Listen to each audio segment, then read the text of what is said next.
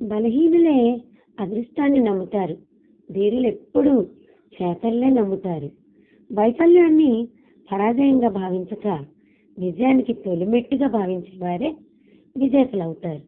అతి కష్టమైన పని నిన్ను నువ్వు అర్థం చేసుకోవడం, అతి తేలికైన పని ఇతరులకు సలహా ఇవ్వటం. గొంతు పెంచడం కాదు, నీ మాటకి విలువ పెంచుకో.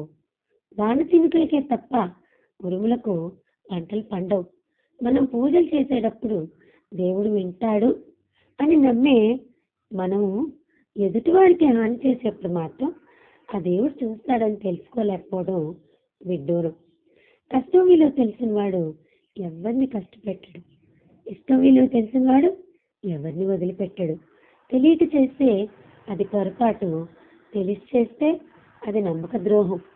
కోపం, అహంతో నిండిన మనసు ఎప్పుడూ స్థిరంగా ప్రశాంత చిత్తంతో ఉండదు. మరి జీవనం ఎప్పుడు గందరగోళంలోనే ఉంటుంది.